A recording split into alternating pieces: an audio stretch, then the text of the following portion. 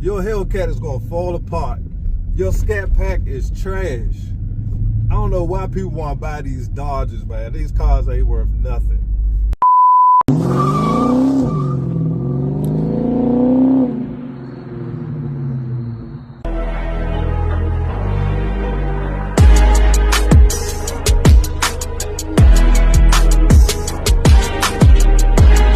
I know y'all tired of hearing that, man.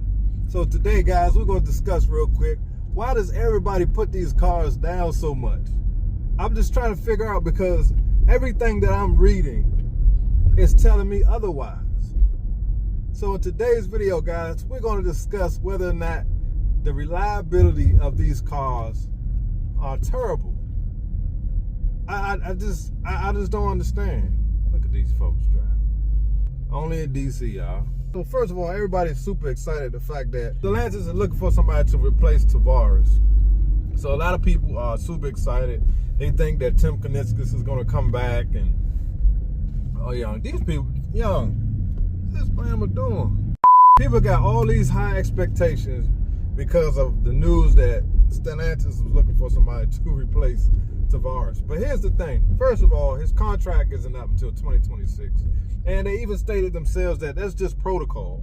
Around this time, when the contracts are starting to be close to ending, they start looking for a person to replace whomever is in that position. So that's all they're really doing.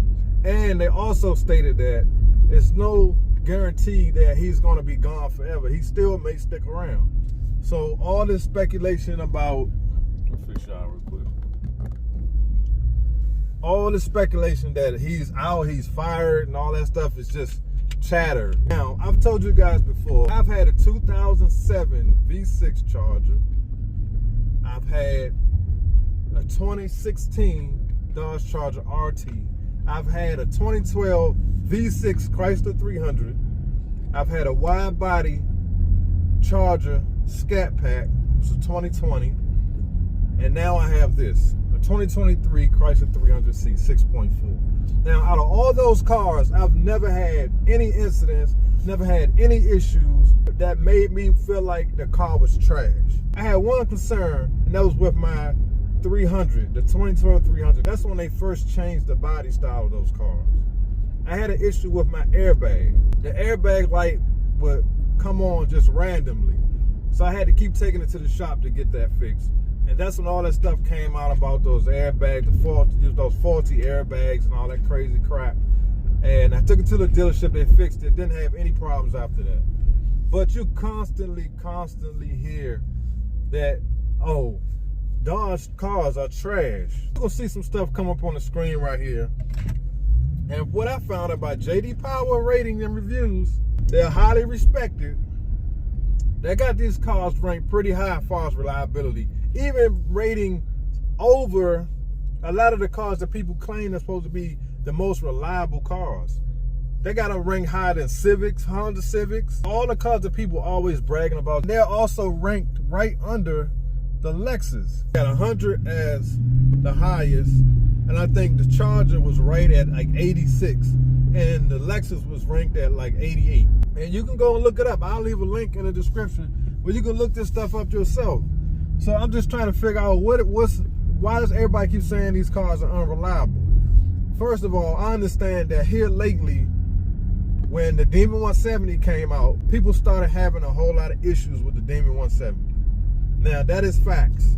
And also, some of the last call 2023 models, people were having a lot of issues. I'm not denying that. But you consistently hear and see people saying that these cars are trash. And from what I'm reading, from what people are saying outside of YouTube comments, oh man, look at this traffic, bro. Oh, my goodness, man. That's the only thing about driving in DC, y'all. It's traffic. So I'm gonna try to leave your comments. What major issues are you guys having with your cars? I'm not talking about basic stuff that happens. These are muscle cars. If you're driving them super hard, something is going to go wrong eventually. I'm talking about if you just drive your car on the weekends, you just easing around in your car, what problems are you having? I think what's happening, a lot of people are just going off what other people are saying. They never ever even own one of these cars. And if they did have problems with one, they weren't taking care of it. Because every single Dodge Chrysler I've ever had, I never had any issues. I've also had a minivan. I had a Town & Country minivan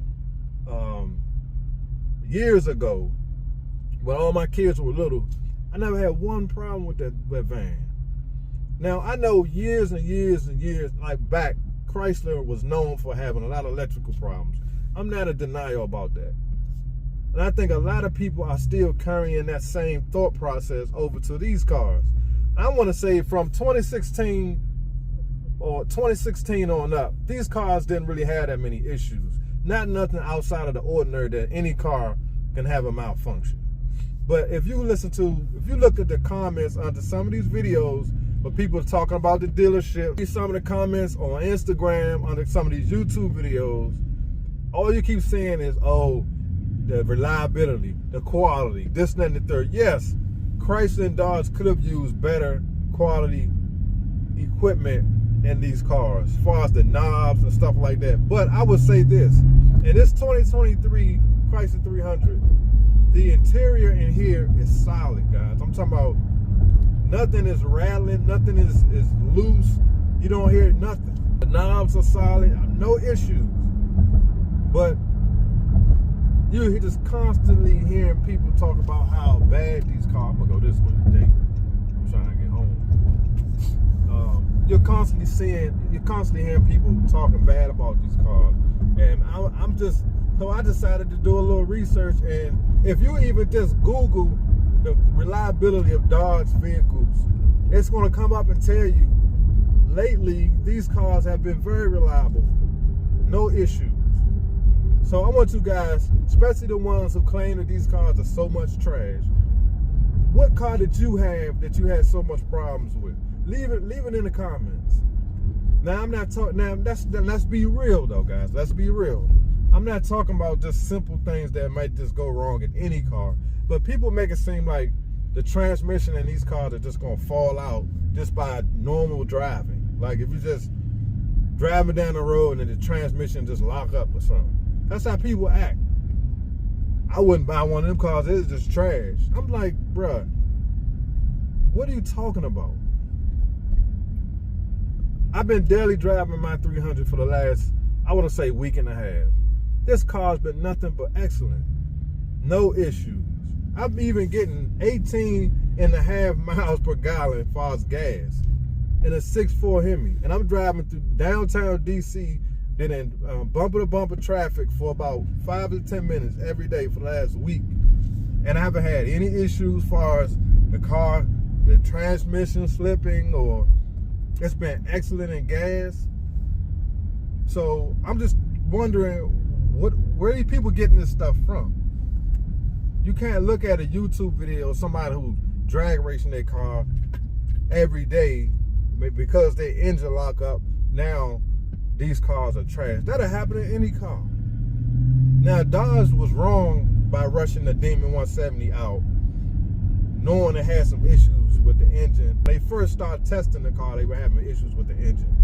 But even still, there's a lot of Demon 170 owners who not having any problems, who broke their cars in the proper way, didn't have any quality issues.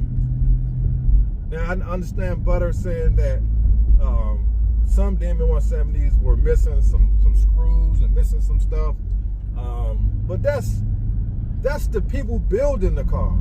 You feel me? Like, there's nothing, I mean, that's a whole different type of issue. I'm talking about if the car was built correctly, had all the parts, everything was broken right, you're not having any issues with these cars. So all the people that are interested in buying one of these cars, I would say if you do decide to buy a 23 last call, you definitely should look the car over, take it somewhere and have a quality mechanic look over the car. I will suggest that. But if you're just buying, even if you're buying like a V6, you shouldn't have any issues with the car. Because I haven't heard one complaint about a 2023 V6 Dodge Charger Challenger having any issues outside of the normal stuff that can go wrong in any car. So leave your comments, guys. I'm not going to hold y'all too long. I ain't going to complain so much. I know y'all tired of hearing that. But, you know, I got to bring up this stuff, guys, because this world is just full of followers. Like, if somebody don't like something and something negative comes out about it, oh, they jump right on it. And they going to keep beating it. And people nowadays don't have their own mindset, or they don't do their own research before they make a decision. You know, and I don't like to get political on my channel, but even with the presidential race, a lot of people are just going to vote for somebody because somebody else voting for them. They're not even going to do their own research. Just because he voting, I'm going to vote for that person. Or just because they're black, I'm going to vote for that person. Like, no, you got to use your own brain and figure it out and see what works for you. Same thing goes with these cars, man. You cannot read the comments or videos on YouTube to make a solid decision on what's going on with these cars. Because some people just haters. You know what I'm saying? They just haters, man. The cars are too expensive for the average person, so they want to knock you for paying a little higher car than they would pay. Or the insurance is too high on those cars. I don't see how people do it. Hey, man, everybody wastes money on something. It'll be the same people talk about, I wouldn't pay $1,000 a month for a Hellcat. Like I was saying, guys, there's some people that will say, I'm not paying $1,000 for a Hellcat. That'd be the same people that go out and blow money on beer every weekend. Or it'd be the same person that go pay $250 for a pair of tennis shoes. That's your Hellcat money right there. We all waste money on something. Now, I'm not saying go and pay $2,500 a month for a 2018 Hellcat, but sometimes things that you want gonna cost a little more. It's just, are you willing to make the sacrifice and make it work? Now, we gotta be smart, make smart financial decisions. Y'all know what I mean. But it's just funny how people always judging. When they look at themselves, they shouldn't be talking about anybody else. You got alcoholics talking about, I don't know why y'all paying all that money for them cars. Bro, where the money at that you're not spending on a car? Where that money at? So you telling me you got an extra $1,000 of money that you're saving? Or you buying Starbucks every day? Or you eating out every day? Some of us make sacrifices of things like that so we can afford our toys. That's why you shouldn't judge people, man. You gotta worry about yourself. And a lot of times, if you're a car guy or a car enthusiast, you make sacrifices. Like me, I don't buy expensive clothes. So because I don't buy expensive clothes, I might can pay a little bit more on my car note than the average person. Because I don't care about the same thing you care about. So I can't judge somebody who goes out and buy a Trackhawk and their payment is $1,700 a month. I can't afford that. But I can't knock somebody else because I don't know what they're sacrificing to be able to afford it or be able to pay for it. Everybody's life is different. So I've been talking too long, guys, but leave your comments. Let me know what problems you guys are having with these cars. I just want to know. Based on the professional reviews and the guys that make those decisions on the quality and the ratings of these cars.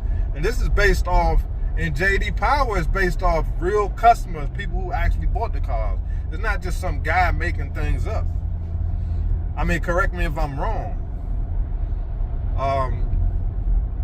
So, you know, I'm the type of guy, man, I'm going to defend our cars to the end. But if something is wrong, I'm going to say it's wrong. I'm not the type of guy that's going to defend this car when things are going wrong because I don't want people to talk bad about it. Now, I'm not going to do that because I know there's people that's watching my channel that want my honest opinion about things. So I'm not going to lead them down. I'm not going to lead y'all the wrong way just because I don't want people talking about my car. Nah, I have no loyalty to this car like that. If this thing start having issues, I'm going to let y'all know. You know what I'm saying? And I want you guys to do the same. Let me know if you're having some problems. You can email me, you can DM me and say, hey, look, ME Muscle Man, this is what I'm starting to have issues with. Be on the lookout for this, look out for that. But the people that's just hating or mad because they can't buy one, can't afford one, and just always want to down these cars, you know, just because they mad, I'm not going to accept that. You got to prove something to me. Where your receipts? I want to know what happened to your car, not what somebody else said happened to their car. You know what I'm saying? So hit the like button, guys. Leave your comments. Appreciate y'all watching. I'll see y'all on the next one. Peace.